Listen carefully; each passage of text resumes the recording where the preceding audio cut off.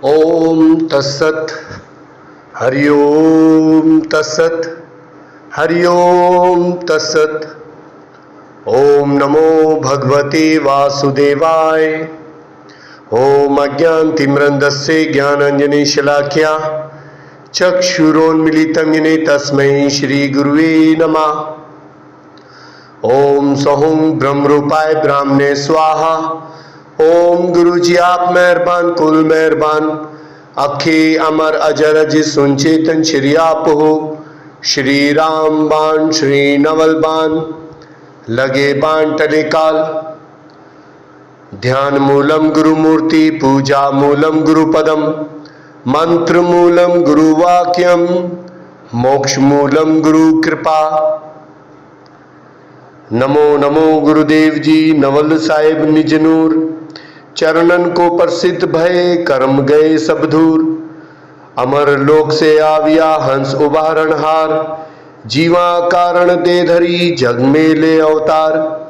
अमर लोग के ओलिया सारण सबके काज। नाम धराया जगत में श्री नवलदास महाराज। बोलो महर्षि गुरु नवल साहिब की जय। योगी राज गुरु श्री दयाल साहिब की जय। प्यारी सत्संग, जिस तरह आप सबको मालूम है कि आज 20 मार्च 2024 बरोज बुधवार आमिला एकादशी, जो कि हमारे पूज्य गुरु श्री योगी राज योगेश्वर गुरु श्री दयाल साहिब का प्रगट दिवस है। आज की पावन तिथि के दिन योगी राज गुरु श्री दयाल साहिब का जन्म हुआ और वो इस संसार में हम जिज्ञासु जीवों के कल्याण के लिए प्रकट हुए। मेरी ओर से सभी सनातनी प्रेमी मित्रों को, भक्तजनों को, गुरुजनों को योगी राज योगेश्वर गुरु श्री दयाल साहिब का प्रगट दिवस की खूब खूब शुभकामनाएं और खूब खूब बधाई। हरे कृष्णा। जय गुरु नवल। मैं चरणदास सियोता आज की इस पावन तिथि पर योगी राज योगेश्वर गुरु श्री दयाल साहिब का जीवन चरित्र प्रस्तुत करने जा रहा हूं। प्यारे सत्संग, अगर मुझसे कोई त्रुटि भूल हो जाए तो कृपा करके मुझे क्षमा करना। हरे कृष्णा। जय गुरु नवल। ओम तत्सत। ओम नमो भगवते वासुदेवाय। ओम गुरु नवलाय नमः। श्री राम बाण श्री नवल बाण। योगी राज योगेश्वर गुरु श्री दयाल साहिब का अवतरण। जब जब धरती पर पाप बढ़ता है, ईश्वर की रचयिता जनजाति पर अत्याचार बढ़ता है, तब तब परमपिता परमात्मा अपनी योग माया में बंद कर इस संसार में धर्म की रक्षा तथा भक्तों का कल्याण और धर्म की पुनः स्थापना के और भक्तों के मार्गदर्शन के लिए अवतार धारण करते हैं। इसी श्रृंखला में महर्षि गुरु नवल साहिब का नाम जोड़ा जाना सत्य पर मबनी आधारित होगा। महर्षि गुरु नवल साहिब जी के 3 पुत्र हुए, श्री हरिराम जी महाराज, श्री लादूराम जी महाराज और योगी राज योगेश्वर श्री दयाल साहिब, जो कि माता जुम्मा देवी की कोख से विक्रम संवत 1901 फागुन शुक्ल आंवला यानी कि आमिला एकादशी हरसालाव में जन्मे। जिस तरह महर्षि गुरु नवल साहिब जी का बढ़ता जीवन सदगुरु करता जी के छत्र छाया और भक्ति ज्ञान के बोध भरे प्रवचनों को सुनते हुए बढ़ रहा था, ऐसे ही परम भाग्यशाली गुरु श्री दयाल साहिब जी का जीवन भी महर्षि गुरु नवल साहिब जी के सत्संग प्रताप और चमत्कारों को देखते हुए बढ़ रहा था और उनके जीवन में भक्ति और हरिजन दलित समाज के सुधार के और के लिए ऊर्जा उत्पन्न कर रहा था। अभी गुरु श्री दयाल साहिब जी 25 वर्ष के हुए थे कि उनका विवाह माता श्री महिता देवी के साथ हुआ और गृहस्थ जीवन की सारी भागदौड़ श्री दयाल साहिब जी के कांधों पर आ गई। बढ़ते परिवार का पालन पोषण हर सालाओं में नामुमकिन हो रहा था। इसलिए पिता श्री नवल साहिब, माता जुम्मा देवी और अपने परिवार को लेकर जोधपुर आ गए, जहां अपनी धर्म पत्नी के सहित कभी घोड़ों के चौक, कभी लोखारों का महल्ला यानी हरिजन बस्ती में बेगार मेहनत मजदूरी कर अपना गुजर बसर करने लगे। लेकिन ऐसी खाना बिदोशी जीवन से तंग आकर उनकी धर्म पत्नी ने बावजी के तालाब के पास एक जमीन किराए पर ली और उसमें झोपड़ी बनाकर रहने लगे। सत्य है, विश्वास प्रति की नियत असफल नहीं होती और हुआ यूं कि जमीन के मालिक ने स्वयं खुद कहा कि मैं तुम्हें इस जमीन पर पक्के मकान बना देता हूं, तुम मुझे 2-2 रुपए हर माह किस्त देकर चुका देना। जब दयाल स्वामी जी ने अपनी रजामंदी जाहिर की तो उस जमीन पर एक मकान बमय रसोई घर और बरामदे के बनवा दिया, जिसकी कुल लागत उस समय 120 रुपए आए और माता श्री महिता देवी ने ये सारे रुपए मेहनत मजदूरी कर चुका दिए। इस तरह गुरु श्री दयाल साहिब जोधपुर के अस्थायी निवासी हो गए। महर्षि गुरु नवल साहिब जी गुरु श्री दयाल साहिब के भक्ति, प्रीति और जन सेवा से बड़े प्रभावित हुए और उनकी ऐसी लगनी को देखकर समझ गए कि दयाल साहिब आने वाले समय में एक सिद्ध योगी और महात्मा होंगे, जिसके कारण नवल स्वामी को वे अधिक प्रिय और संत परंपरा का निर्वाह करने वाले लगते थे। और संत दयाल साहिब भी सदगुरु नवल स्वामी को ईश्वर सच्चित आनंद का स्वरूप मानकर उन पर अति दृढ़ विश्वास रखते थे और उनके दिए भक्ति मार्गदर्शन को अपने जीवन में उतार कर उस पर निध्यासन करते थे, जिसके कारण उन पर भी नवल स्वामी जी की कृपा से ज्ञान और योग का भक्ति रंग चढ़ता रहा। हमारे महान मुनियों और विद्वानों का मत है कि सत्य स्वयं में एक प्रकाश है, उसे दीपक या मिसाल लेकर नहीं देखा जाता। जिस प्रकार सूर्य उदय होते ही अंधकार का नाश हो जाता है, ऐसे ही सद्गुरु के आते ही शिष्य के जीवन में अज्ञानता का नाश हो जाता है। सद्गुरु की महिमा अपार है। शेष, महेश और शारदा भी सद्गुरु का पूर्ण रूप से बिखान नहीं कर पाए, तब और कौन उनकी महिमा को जान सकता है। किंतु वो शिष्य ही धन्य है जो परमात्मा रूपी सद्गुरु का सेवक बनने का अवसर प्राप्त करता है और ऐसे सद्गुरु से लिया हुआ ज्ञान ही फलीभूत होता है। यही कारण था कि महर्षि गुरु नवल साहिब ने अपने सबसे छोटे पुत्र गुरु श्री दयाल साहिब को ज्ञान का अधिकारी मानकर उन्हें दीक्षा दी और उनकी परीक्षा तक लेते रहे। हुआ यूं, जब गुरु नवल साहिब धर्म के प्रचार और हरिजन समाज को उनका सामान्य हक दिलाने के लिए भक्ति और ज्ञान का प्रचार करने पाकिस्तान में कराची, हैदराबाद, सिंध, ब्रह्मा आदि से मिलने वाले धन को लेकर वापस अपने निवास स्थान जोधपुर पहुंचे, तब उन्होंने उस धन को दयाल साहब के सुपुर्द करना चाहा।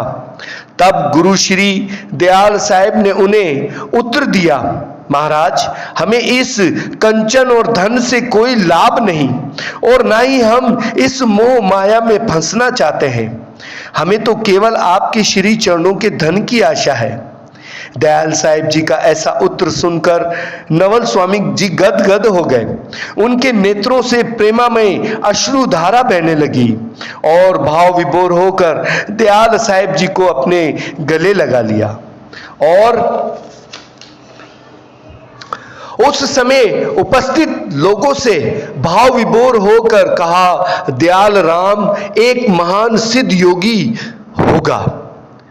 नवल साहिब को वास्तव में एक ऐसे ही निश्चल और निर्मोही आत्मा की आवश्यकता थी जो उनको स्वयं के सबसे छोटे पुत्र के रूप में प्राप्त हुई।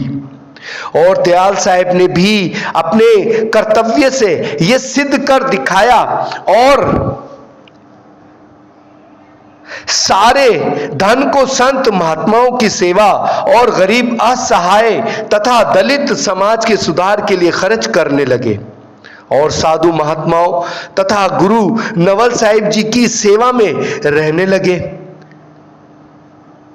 संसार में यही सत्य है, जैसा कि महात्मा कबीर साहिब ने कहा, कबीर ये तन जात है, सको तो ठोर लगाओ, के सेवा कर साधु की, के गोविंद गुण गाओ।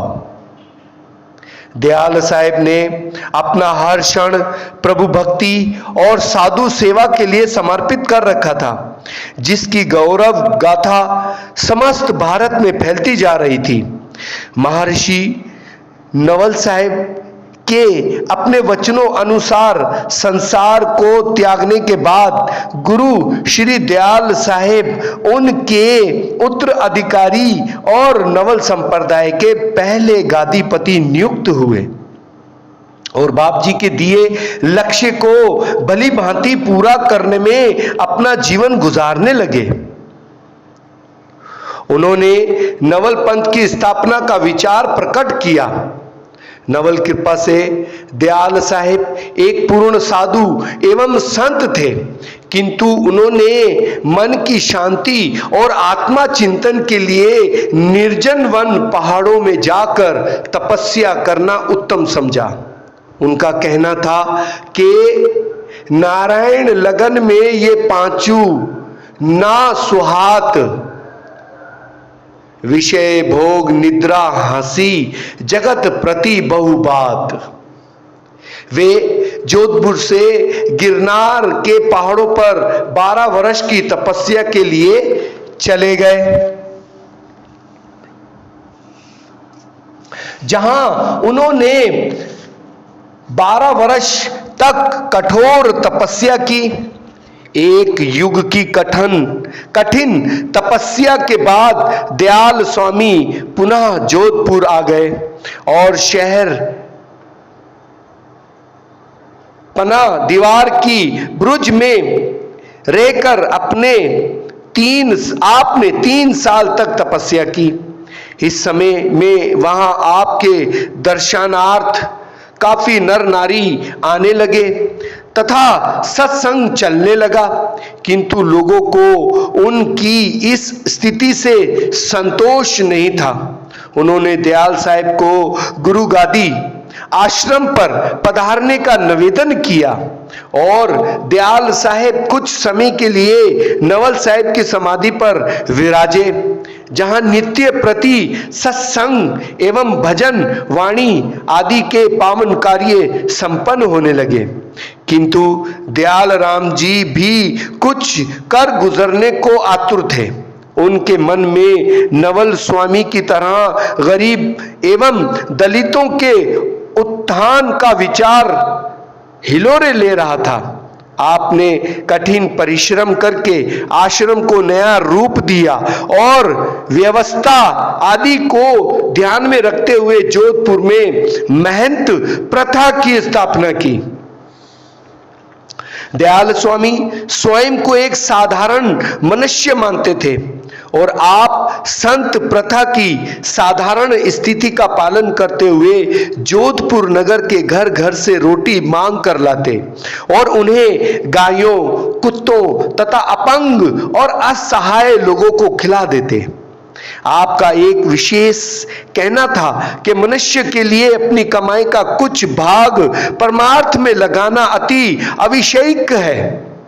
यही समृद्धि और सुरक्षा का संबल है। दयाल साहब को भी सामाजिक ऊंच नीच और छुआछात के कारण समाज में व्यापित कई प्रकार की असंगतियों का सामना करना पड़ता था। शिक्षा का अभाव, इसलिए स्वयं नित्य प्रति 2-3 घंटे बैठकर लोगों को सद्गुरु देव का पाठ पढ़ाया करते थे, जिससे लोग ज्ञान प्राप्त कर लाभान्वित हुए होते। दयाल स्वामी के सामने भक्ति और साधना के अलावा नवल पंथ के प्रसार का काम भी काफी अधिक था, और यही कारण था कि आपने समस्त भारत का भ्रमण कर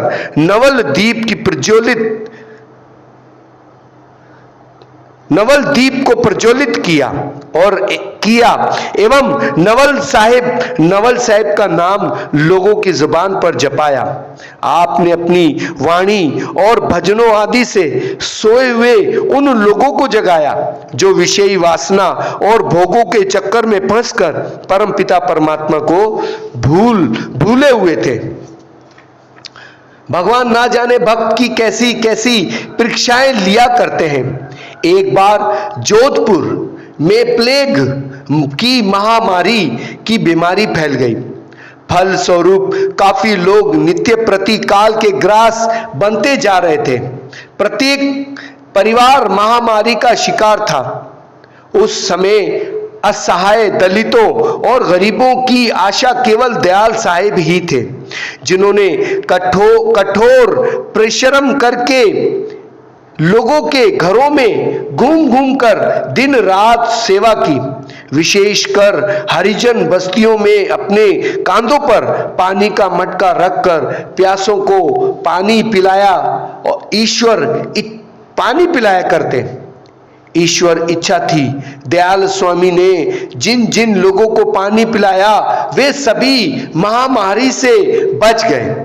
केवल क्यों नहीं, जहां भगवान भक्त की परीक्षा लेते हैं वहां उसकी लाज भी रखते हैं, क्योंकि सिया राम में सब जग जानी। प्रबल भगवान वाला भक्त भगवान से अलग नहीं है। वो अपने सभी कर्मों में भगवान को देखता है। तभी गीता में भगवान श्री कृष्ण ने कहा है,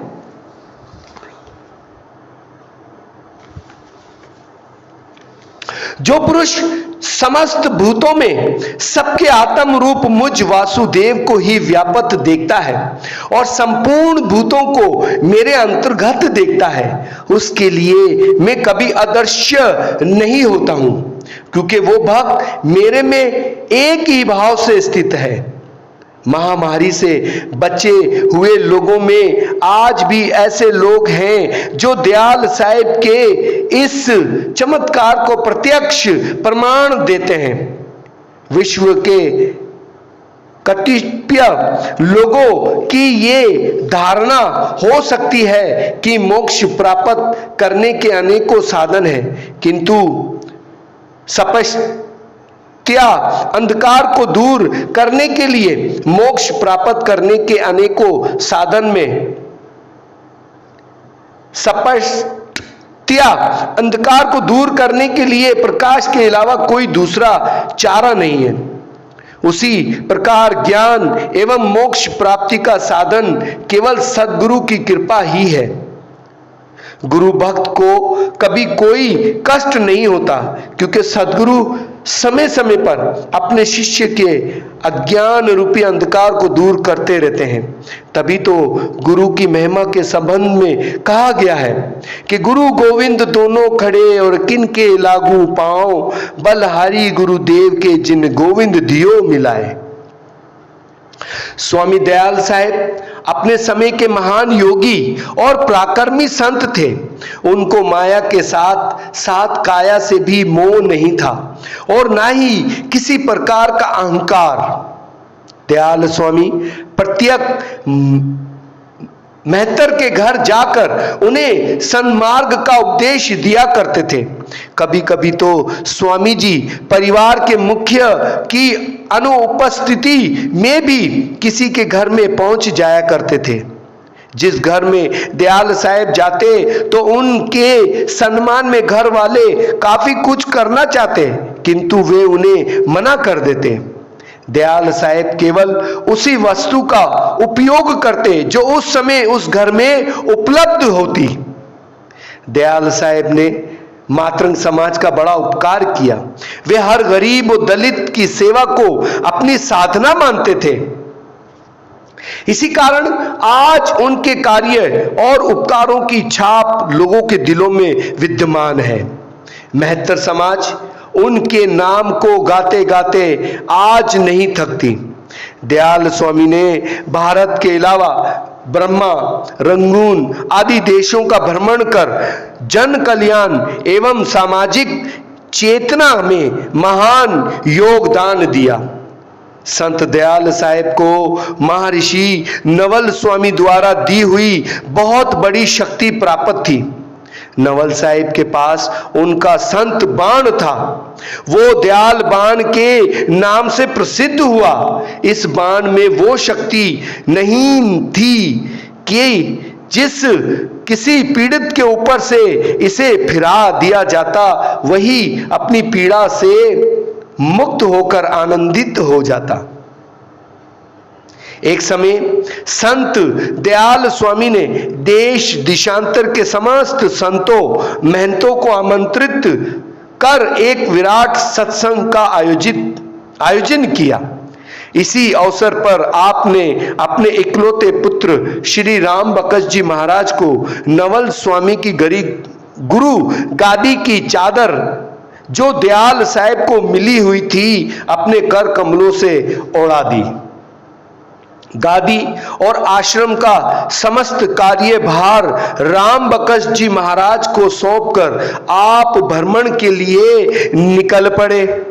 दयाल साहब ने अनेकों परमार्थिक कार्य किए, जिनमें जोधपुर तथा हरसालाओं में एक एक मंदिर बनवाया तथा नवल समाधि की स्थापना की। निर्माण कार्य में कुछ लोगों ने अड़चने डाली, किंतु इससे पूर्व कि वे कुछ करते विक्रम संवत 1992 में आप परम धाम सिधार गए। आपकी व्यवहार कुशलता और साधना शक्ति को लेकर लोग काफी प्रभावित थे। यही कारण है कि संत दयाल स्वामी का नाम आज भी बड़े गौरव और चाव से लिया जाता है। विद्वानों का मत है कि किसी संयोगवश ईश्वर अंश अविनाशी जीव भगवान की इच्छा अनुसार पृथ्वी पर अपनी लीला करने आते हैं और अपनी कोई विशेष छाप इस संसार पर छोड़कर पुनः परमात्मा में लीन हो जाते हैं।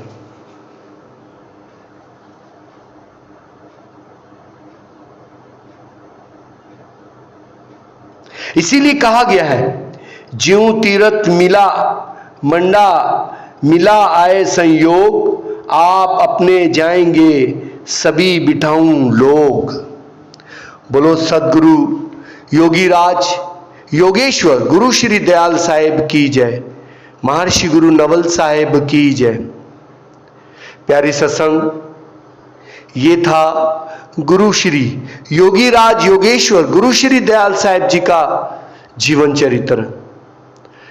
इस जीवन चरित्र को प्रस्तुत करने में मुझसे कोई अड़चन भूल हो गई हो तो कृपा करके मुझे क्षमा करना और अपना परम आशीर्वाद देना। जो संत महात्मा भक्तजन ऐसे महान गुरुजनों के जीवन को पढ़ता है और उनके जीवन से उनके अच्छे आर्थिक कर्मों को अपने जीवन का हिस्सा बनाता है, निस्संदेह उन पर परमपिता परमात्मा सदगुरुदेव की असीम कृपा दृष्टि होती है और वो इस संसार में यश कीर्ति, नाम, धन, संपत्ति, सुख प्राप्त करके अंत में मोक्ष गति को प्राप्त हो जाते हैं। बोलो सद्गुरु महर्षि गुरु नवल साहिब की जय।